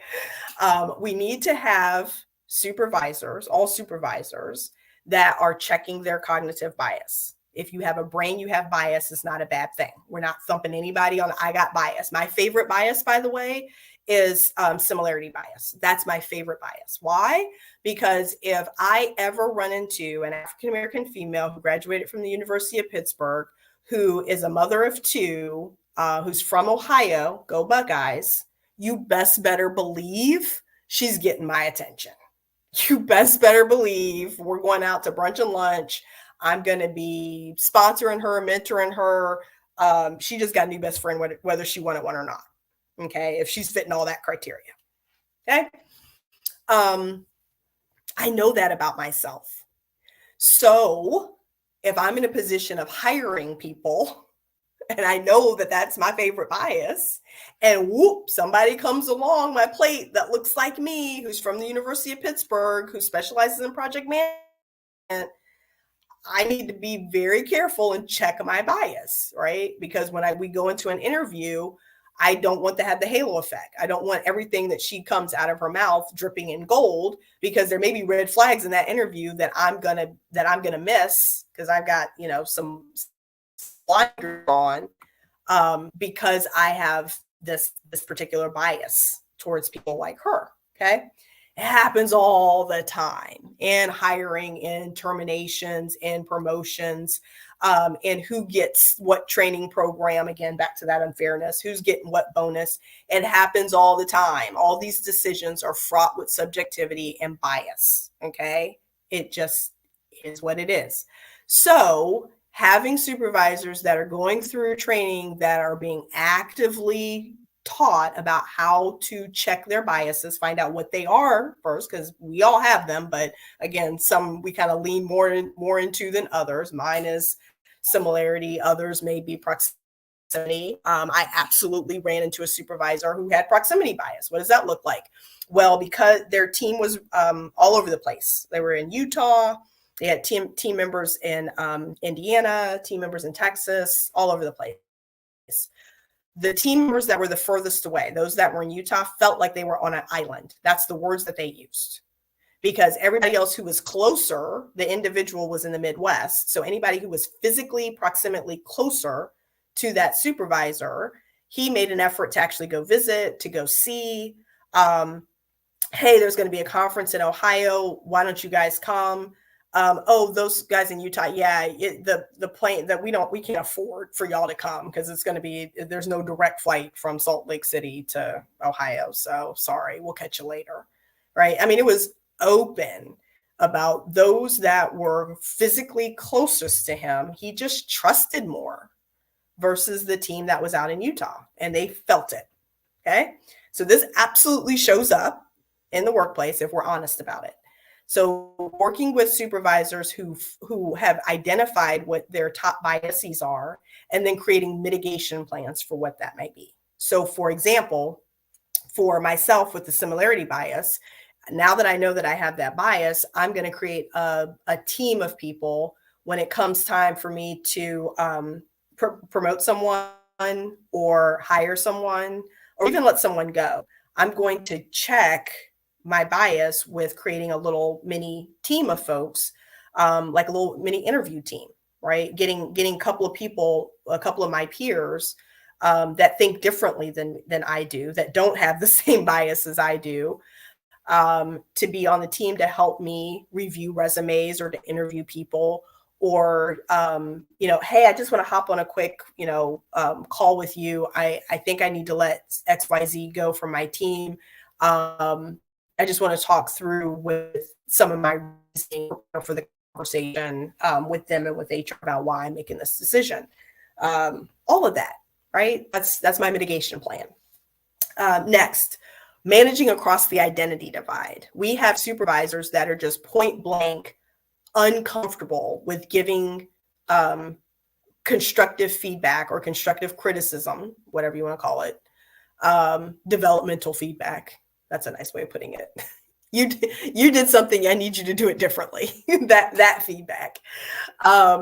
We have managers that are uncomfortable with giving it to certain people. Okay.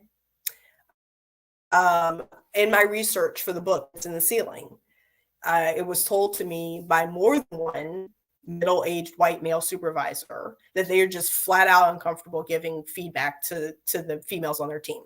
Period. Just flat out. They are not the three people that I interviewed and said that to, not the only one, right? It's, again, supported with data and survey responses. Check out the book, little shameless plug for Dents in the Ceiling, Tools Women and Allies Need to Break Through. Well, you will see where the sources of that information comes from and how, again, certain individuals, certain supervisors are uncomfortable with giving feedback. Well, that's a problem.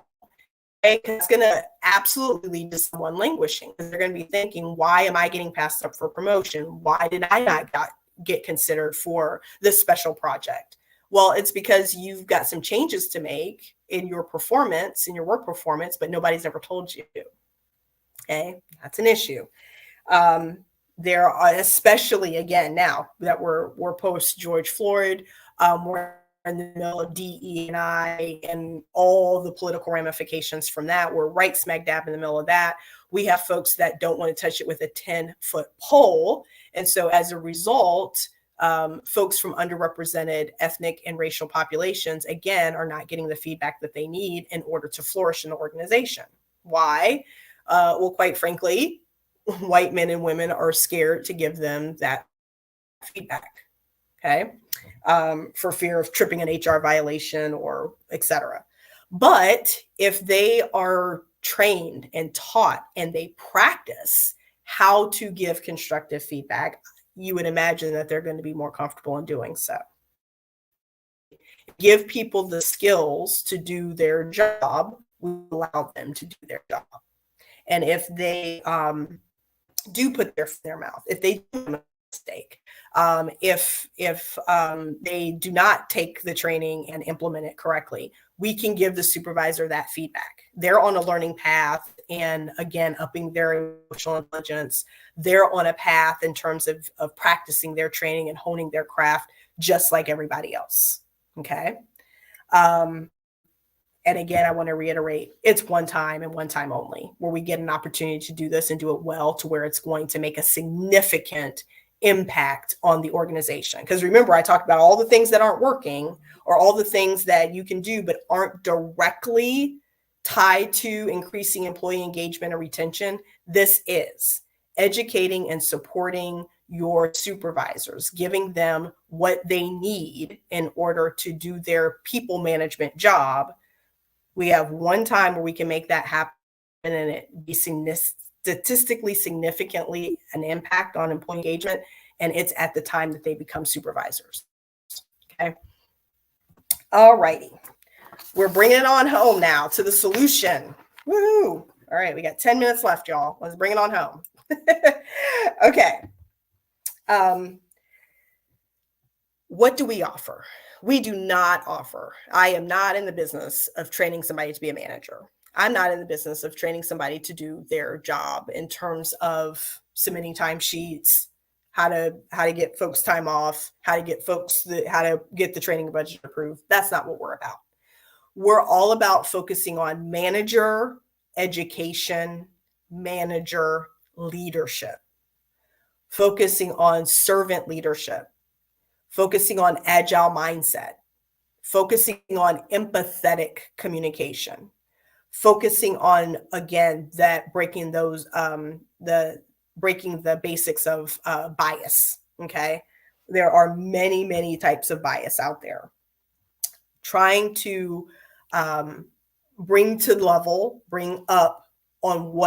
the conscious, not bring from the subconscious to the conscious about what your biases are. Because again, we all have them. If you have a brain, you have them. Bringing those from subconscious to the conscious level about what your top 2 or 3 biases are, and creating mitigation plans for those. Okay. And then sponsorship versus mentorship. I'm going to pause here because this is extremely important. We talked about this in the first module. We hinted at sponsorship when employees came back and said, we're not getting supported. What they mean is they're not getting sponsored. Okay, here's the long story short. By and large, Harvard Business Review for Women, McKinsey, Lean In, all of the think tanks that specialize in understanding leadership in corporate America, particularly for women and those that are from underrepresented populations. They're all saying the same thing. Women and underrepresented individuals are by and large over mentored and under sponsored. What does that mean? Mentorship, nothing wrong with it. We all, at different times in our career paths, need a great mentor. Okay. Mentorship, however, is the least riskiest thing that someone can do to help someone else in a corporate or work environment. What do I mean by that? Let me give you an example. Let's say my direct report, Jose, I think is ready to move up in the organization, get a promotion. But on his development plan, we've identified 2 or 3 things that we want to get him more experience in before we actually give him the promotion. One of those things is we want to create more visibility for him. We want him to do more, public speaking. Losing my voice, y'all. We got 10 minutes left and I'm finally losing my voice. Okay. We want him to do more public speaking. We want him to be more visible in front of senior leaders. So there is a meeting coming up with all the senior directors and VPs, and we want him to present something, 10 slides on a particular topic, just to get him some practice. Okay. Now, if I'm Jose's mentor and Jose bombs that presentation, he's not prepared, he's stumbling, his slides are a mess, he's got misspellings across them, he clearly did not prepare. And then I get the feedback. Oh my gosh, you know that guy Jose you said you're mentoring? Yeah, man, he really bombed that presentation to the VPs oh my gosh, it was bad. And I'm like, oh, it wasn't really? Oh man, okay. You know what? I'm going to talk to him about that. I'm going to check in with him and see what's going on and see how I can best help him. I don't know what happened there. Right? I'm just the mentor.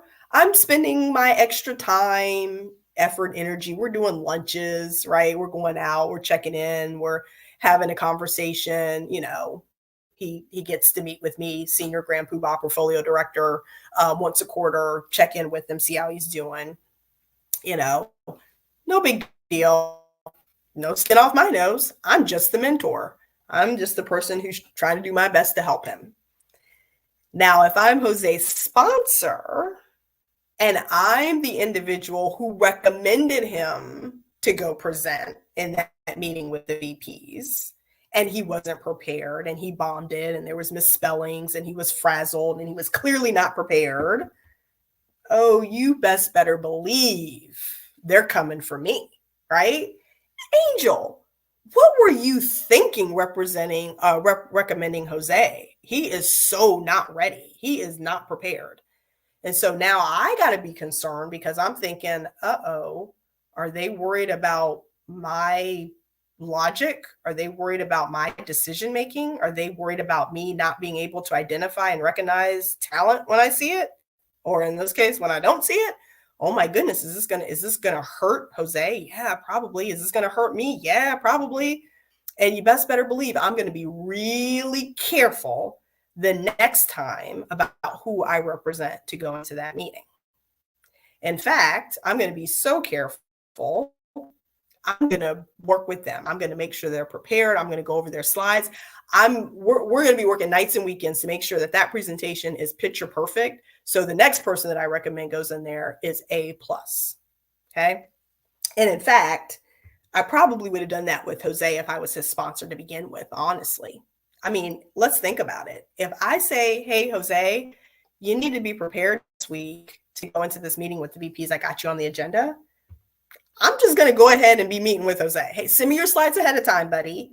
Let's review. We're going to practice, right? I'm going to give you critiques and along the way, and he's going to be drilled it into where he's going to go in there, and there won't be an issue. That's the difference between mentorship and sponsorship, right? Mentorship, less risky. I'm just giving my time willy-nilly as best I can. Now, yes, there are some mentors that are very active and engaged and show up a little bit stronger. But for the most part, it's still less risky because the blowback to me as a mentor of somebody who doesn't do well, there isn't really much.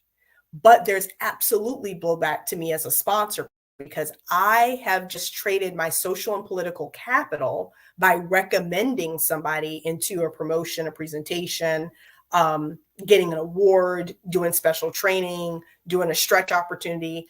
I'm saying, hey, I'm vouching for that person. I recommend them for this position, this role, etc. And people are taking my social and political capital that I've gained in the organization and saying, okay, we're gonna trust you on your recommendation. It's risky if that person does not perform the way that I expect them to.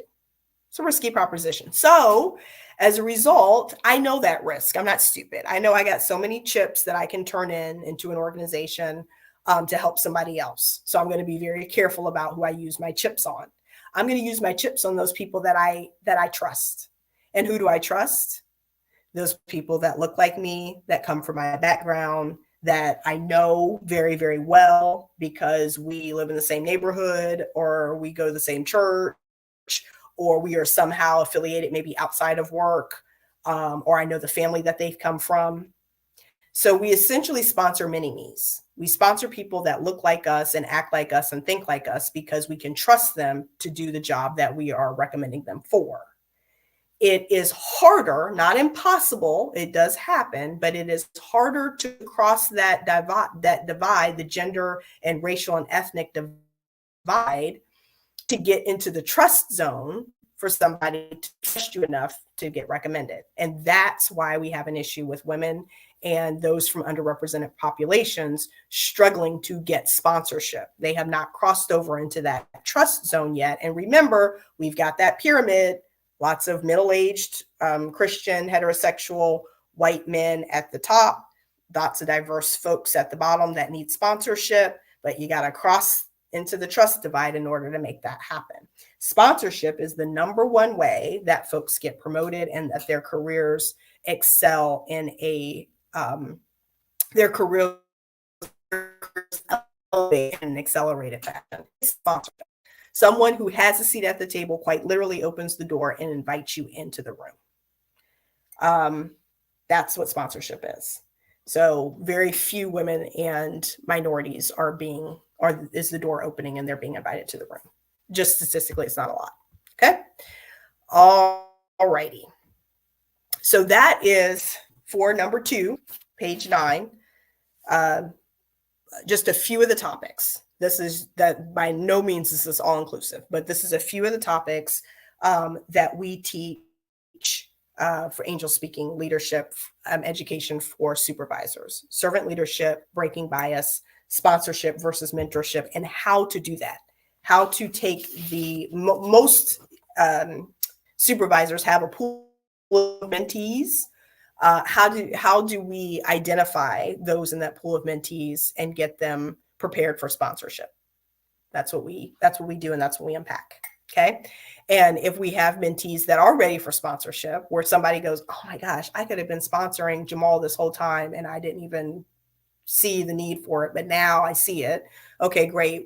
Well, let's help you understand what that means. Because quite frankly, and I personally have been on the receiving end of this, folks think that just opening the door and inviting them in enough, but they need to take it a step further when we're really talking about true sponsorship.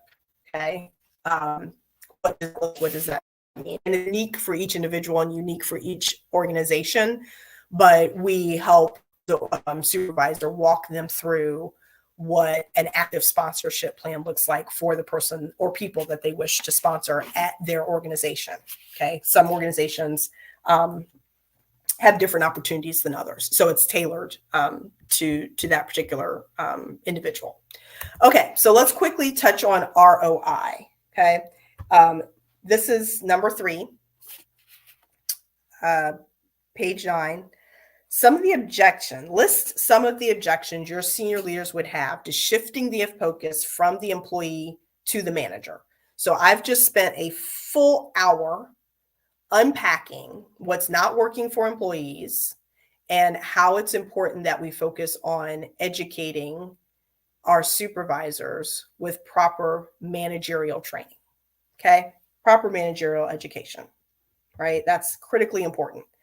But not everybody's going to get it. Not everybody's going to see this and hear the stats and listen to me for an hour. Not everybody's going to see that. So if you see this and you get it and you're like, I agree. Yes, heck yes. We need to do this. We need to do this yesterday. Okay. There's absolutely an opportunity to work with us, but there's some that you're going to have to jump through to make it happen, right? Because it's so easy to paint the carpets, to paint the walls and replace the carpets and add beanbags. It's so easy to focus on, well, let's look at our EAP benefits package and swap out a couple of things. It's so easy to throw up another reward or recognition category. So easy to do.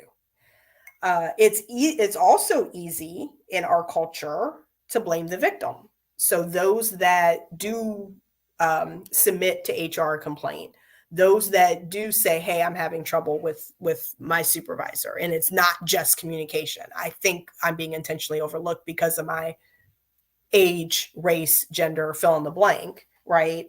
Where there's smoke, there's fire. Let's look at what's going on there. And it's so easy when somebody raised that complaint to look at them and see, well, maybe they just need to move to another team. Maybe they need training. Maybe they need some additional support. So easy to do all those things. It's harder to now decentralize the employee and put the supervisor at the center. For some organizations, others it might be easy. But if you're in an organization where you're like, I would get some challenge, or I would get some pushback on the fact that we need to go back and provide this different level of education to our managers, go ahead and list out what those objections would be, right? Oh, we don't have the budget. Oh, we don't have this. We don't have that. Oh, we missed the budget cycle. Right? Those are the favorite ones. There's always going to be some excuse as to why not do a change. So everybody now has to become little change management agents and create a plan and some talking points about the transformation and the ROI that they're going to get in terms of reducing the number of HR complaints, in terms of this could increase our employee engagement, in terms of this could save us money. Wait, what do you mean save us money? Oh, well, let me explain. Back up on number 1 of page 9. This absolutely can save your organization money. About how much? Well, let's do the math. If somebody in your organization, overall, we're talking from senior leadership down to the intern, on average, let's say one employee makes about $85,000 a year. Okay.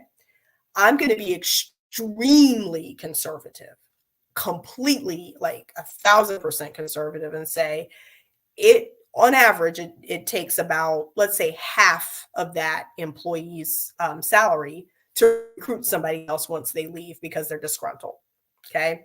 So now you're looking at about $42,500 to replace that person who just left. Well, how is that, Angel? Well, think about the whole recruiting pipeline. Think about your recruiting staff. Think about if you support career fairs, where people actually still go and, hunt around and physically fly people from their company to a particular conference or to a particular school to hunt for more people. So think about career fairs, think about a recruiting team, think about the cost and time to pay that recruiting team to identify the person, to comb through the resumes, the software that you have that you're paying for people to collect resumes and comb through, the time of the hiring manager or the interviewee team that you're pulling them out of the field, taking them away from their day job in order to review candidates and interview with them. Think about the time it takes to do background check, training, onboarding, the materials, et cetera, et cetera, et cetera. The presentations, the beautiful presentations that almost every organization has to attract top diverse talent. Beautiful presentations. Oh my gosh, they're amazing. That took a lot of money to create that video. Okay. All of that. And I'm just talking about a slice that you all are in HR and D&I, you get it, right? So all of that to recruit one individual, like 40 something $1,000. Well, let's say you have not one supervisor that's struggling, but two in a department. And again, I'm being very conservative. Actually, it's probably three. Let's just be real. Okay. You got three supervisors that they're struggling to connect with their team. Their team's not happy, and it's a revolving door. Okay. So let's say we have three supervisors across the whole department where you're like, they need some help. Well, under those three supervisors, let's say over the course of a year, you've had 5 people that have left that really should not have left the organization. They just, their purpose, autonomy, and mastery was not aligned. Their skills and desire was not matched up. And they really struggled with connecting with their direct supervisor because they were a woman or from an underrepresented class. It just didn't work out. They left. They didn't have to. Let's say 5 of those people left in a course of a year. Well, do the math. $42,500 times 5. That's a little north of $212,000 that you could have saved. Okay. Or you could take those 3 supervisors through angel speaking managerial education training and save your coins, right? You invest in the supervisors and in their education, and you reap dividends. That's your ROI. Okay. All right. So how does this work? I told you I would briefly touch on how does this work. It's a 4-step process. Okay. We take all your surveys, your employee engagement, your EMPS, whatever it is, we look at it and we categorize it. We create themes, right? About what folks are saying in the organization. It's probably aligned with what we've already heard, right? We don't have enough training. We don't have support. It's unfair around remote work, benefits, blah, blah. All the things that we've already unpacked and seen and heard probably won't be anything new, but we'll create the themes for your organization. There may be something unique to your organization that crops up out of those surveys. And then we prioritize it out of these things that employees are saying, which ones are the most high impactful, biggest challenges. We'll prioritize those. And step 2, by the way, is always the hardest for every organization, always the hardest. But once we have a list and once we've prioritized it with our categories, then we co-create. We'll take from our list of existing modules. And we may have to add or tweak some, again, depending on your particular organization. But step 3 is we create and implement an educational model for your supervisors. And depending on how many supervisors, how many departments, et cetera, the length will ebb and change. But think of it as an accordion. We can go down to 1 or 2 months. We can go over 6 to 9 months, right? Whatever that may take. But it's all about continuous improvement, And it's all about centering the manager and not the employee. Okay. So we'll take that manager persona and we'll look at their, I don't know why this has not changed. Sorry, y'all. I got that. I had that I in there. We're going to look at the identity of the manager. We're going to help around. We're going to flesh out their use system. We're going to flesh out what biases that they may be harboring around in there. We're going to look at their assess their emotional intelligence, right? What level they're on, their DISC profile in terms of what their personality style is, and their political style. A lot of people don't realize that. I'm not talking about politics, by the way. This ain't Democrat and Republican. We're talking about their political style in terms of how they manage. Okay. Not right or wrong. It's just, these are all just assessments that we do quickly. by the way. This does not take months and years to do. We do this extremely quickly. And then we go about creating a group cohort of managers where they're learning the same information, right? Servant leadership, um, breaking bias, and then they're getting actionable, practical tasks that they're going to go do and implement that week. Okay, like right there on the spot. Again, one of the things that we've seen, and I think I have it here around, yes, right here. I don't want to misquote the article. It's on why leadership training fails and what to do about it. Essentially, the United States, and this was years ago, so it's much more now. The United States will sink about $160 billion worth, $160 billion nationwide into training that they're not going to get the ROI on. It's because they sent somebody to a conference. It's because they sent somebody somewhere, and that person came back and 80% of what they learned is gone. So how we get that into how we move from conscious into their subconscious and how they're doing this repeatedly over time, all the time, is we get them to actually apply it right then and there and give them feedback on the assignment that they had the very next week. And we just continually iterate that each week. Okay. And these are short education models, by the way. We're not pulling folks out of the field for a whole day or a week or a month. No, this is 30, 45-minute modules. And then we meet together for, again, another 45 minutes or so for feedback. So these are quick, short bursts of learn this skill, go apply it, get some feedback, come back and tweak. Okay. And then build upon it from there. And so these are examples of folks that when they heard about this, they've experienced it, this is what they said, right? Jay Payne came back and said, this is exactly the training we need for our supervisor. Elle Vaughn said, man, I just wish we had more time. So this was one where they brought me in for a day, or excuse me, a workshop to unpack this. And she's like, everyone in the organization needs this, right? Elle Moorhead says Angel provides relatable examples because, again, it's got to be relatable. It's got to be something that they are dealing with right then on the spot, not some superficial thing that they're going to get in a conference or a workshop for a couple hours. It helped.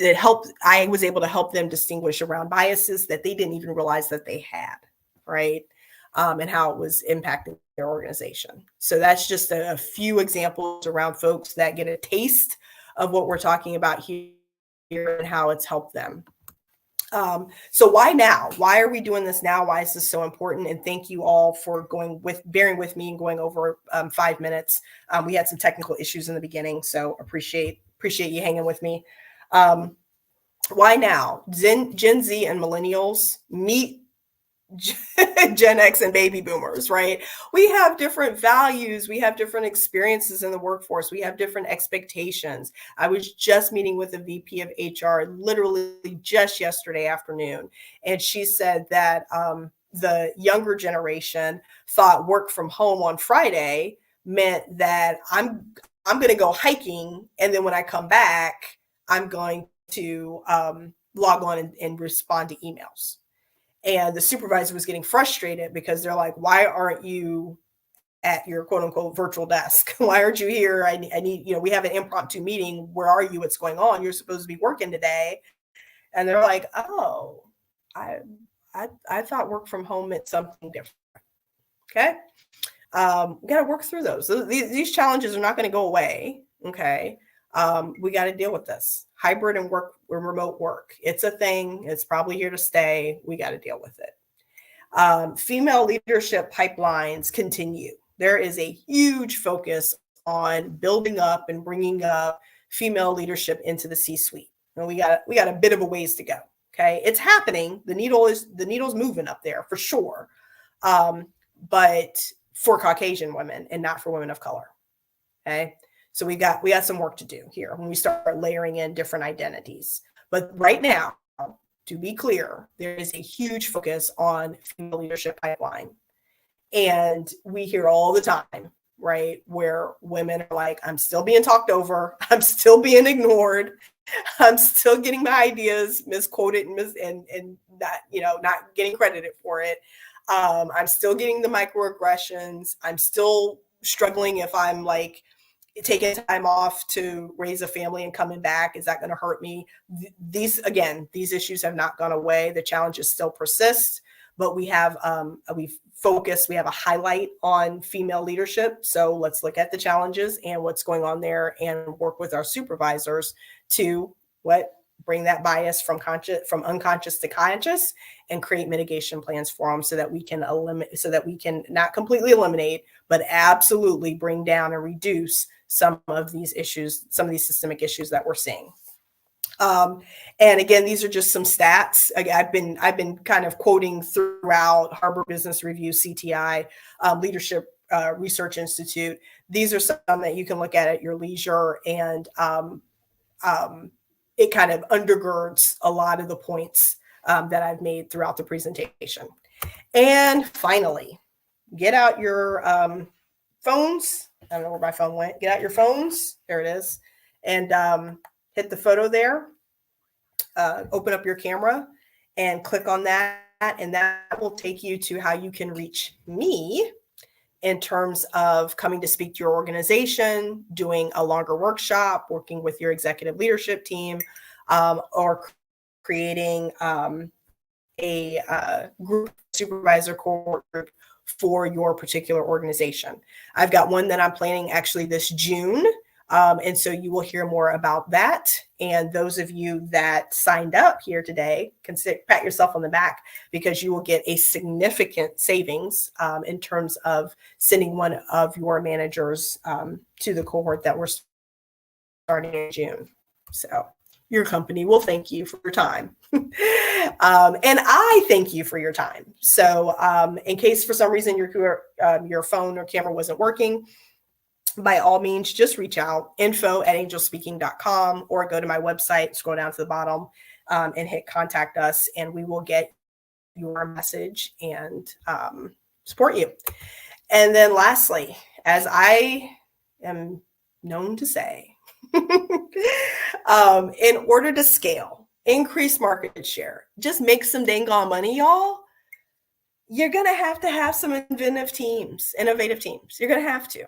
You're going to have to. And I highly recommend that they are diverse, highly emotionally intelligent, and creative individuals.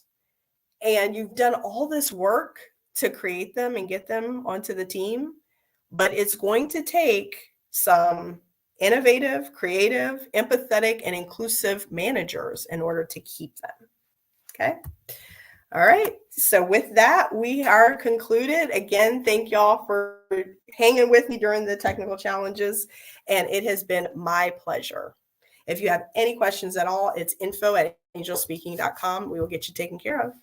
Bye. Have a great afternoon.